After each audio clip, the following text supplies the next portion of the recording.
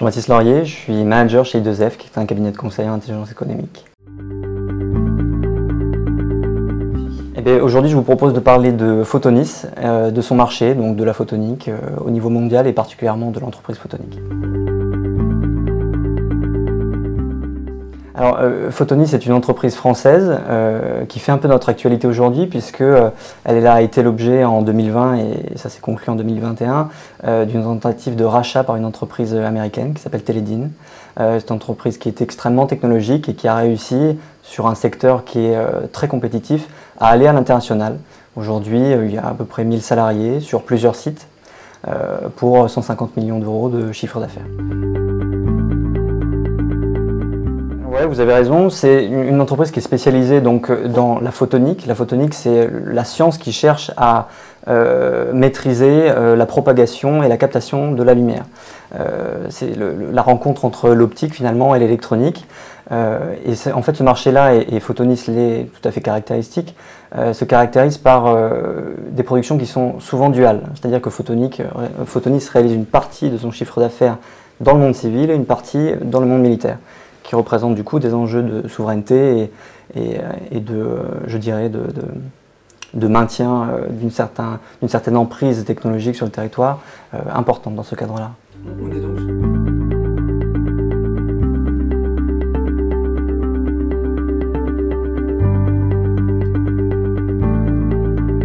Bien sûr. En 2020, Ardian, qui est au capital depuis 2011, c'est l'ancien AXA Private Equity, souhaite sortir pour des raisons qui sont les siennes. Et à ce moment-là, se positionne comme acheteur l'entreprise américaine Teledyne, qui est une entreprise qui a énormément de moyens et qui propose de racheter les parts d'Ardian pour à peu près 500 millions de dollars.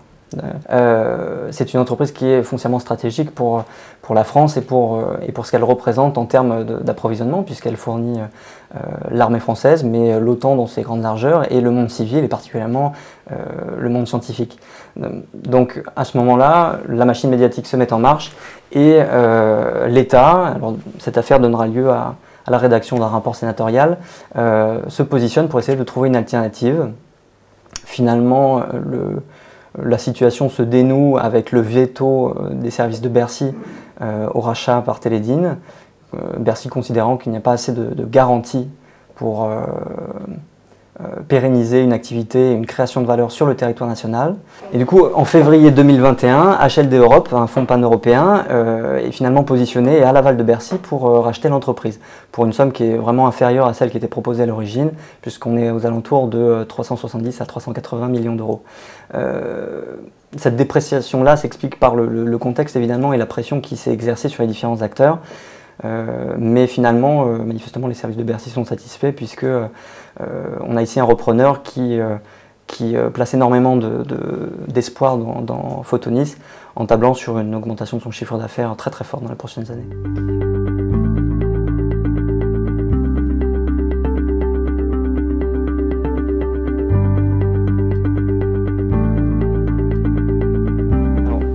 C'est très intéressant parce qu'en fait, on a une entreprise qui est symptomatique de son marché et pas seulement du sien. Ceci à différents aspects. Le premier, c'est qu'en fait, on voit énormément de liens rouges qui donc déterminent des liens de concurrence.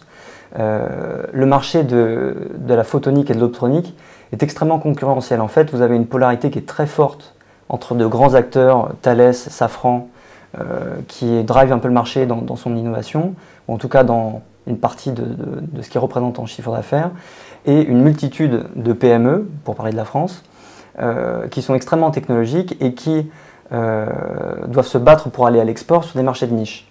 Alors si vous me permettez un petit point de contexte, ici il y a une forte différence entre le marché français et le marché américain ou le marché allemand. Ce qui se passe sur ces deux marchés-là, c'est que vous avez une base industrielle qui est suffisante pour que les petites entreprises qui sont technologiques s'adossent à je dirais, un environnement industriel suffisant pour capter des parts de marché, se développer lentement et ensuite aller à l'export. Comme en France, on ne dispose pas de cette assise industrielle pour des raisons qui sont historiques entre autres et puis liées à des choix économiques, les entreprises françaises de ce marché-là qui développent des technologies particulières sont dans l'obligation d'aller beaucoup plus vite à l'export pour chercher des relais de croissance et pour finalement se diversifier et aller capter d'autres niches. Donc vous avez d'une part des entreprises qui sont obligées d'aller à l'export et des entreprises qui sont obligées de rester dans des marchés de niche et de se développer par marché de niche. C'est assez intéressant, je trouve.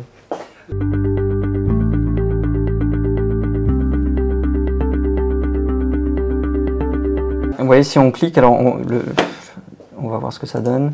General Electric est assez connu pour déposer un certain nombre de brevets et il dispose de technologies assez différentes. À mon sens, ça me semble tout à fait logique de le retrouver ici. On pourrait citer d'autres entreprises qui peuvent paraître un peu étonnantes, mais on a ici Valeo et Essilor qui sont actifs sur ce marché-là.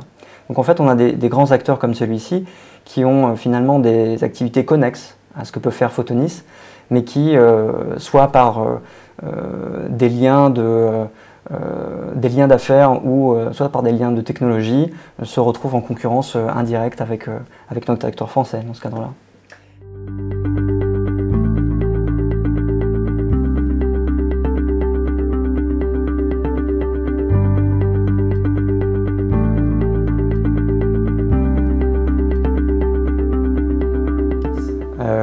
C'est une très bonne question et je pense que oui, en effet, parce qu'il y a un côté très systémique. Mais ça n'a pas simplement un intérêt dans le marché de la photonique, c'est vraiment quelque chose qui peut être déclinable et qui est lié à la structure du marché de la technologie, en tout cas des technologies en France, quand on compare avec les anglo-saxons par exemple. Les deux problèmes qu'on retrouve de manière récurrente, c'est une incapacité à passer au niveau industriel. C'est vrai qu'on a une innovation fondamentale qui va être très forte. On le sait, c'est vu et revu, on a des chercheurs qui sont d'une très bonne qualité. Donc on a une capacité à innover, mais par contre le passage au temps industriel est très complexe.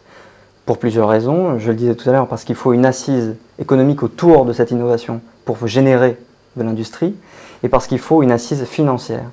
Et cette assise financière, des pays comme les États-Unis ou l'Allemagne, pour ne prendre que cela, mais on pourrait aussi citer le Japon dans le marché de la photonique, disposent de ces capacités-là.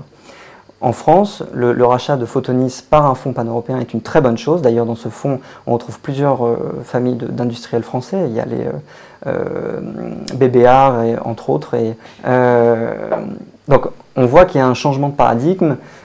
C'est HLD qui a été retenu, mais on en avait un autre, PAI Partner, qui est un autre fonds pan-européen, qui aurait pu tout à fait aussi correspondre.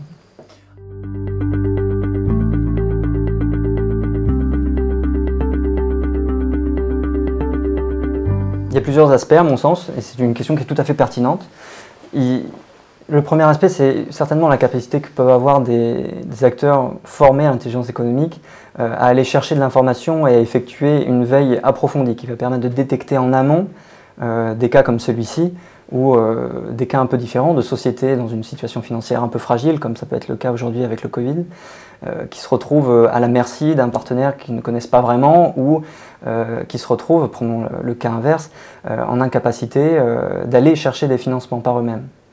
Donc à mon sens, l'apport d'intelligence économique pour ce type de société, comme pour beaucoup d'autres sociétés, va être de réussir à mieux comprendre l'environnement dans lequel elles évoluent et de tirer de cet environnement des clés de réussite qui, à leur regard, sont inexistantes. Évidemment, on le voit très bien quand on fait une petite veille sur les appels d'offres qui sortent en ce moment et qui concernent notamment des collectivités territoriales. Beaucoup de régions, par exemple, dans le nord de la France, mais l'Occitanie est aussi concernée, pour ne prendre que celle-ci, émettent des appels d'offres pour essayer de structurer autour d'elles un environnement d'intelligence économique et de s'allouer les services d'une structure qui les aide à construire une veille, des relais de croissance pour des entreprises en difficulté dans leur région. Donc on sent qu'il y a cet intérêt qui naît, il naît dans les régions et il se diffuse vers des entreprises qui n'ont pas forcément ces habitudes-là. En plus d'être symptomatique, je pense que c'est quelque chose qu'il faut retenir. D'une part parce que l'État a finalement bien réagi. Après, on l'a vu, une course médiatique qui était assez longue et qui pouvait être déstabilisante pour toutes les parties prenantes, puisque derrière il y a quand même des emplois et une vraie valeur à créer. Donc ce n'est pas, à mon sens, il ne faut pas le prendre comme une affaire politique, c'est une affaire économique et industrielle qui a été traitée de manière assez rapide par la législation et par un cadre juridique qui existe. C'est très ergonomique, on pourrait en parler longtemps et à mon sens, c'est quelque chose qui s'applique à beaucoup de cas. Là, on parle d'une entreprise et on extrapole vers son secteur, mais on aurait très bien pu parler d'un outil comme d'une tendance. Ça permet d'analyser des liens qui sont très différents les uns des autres.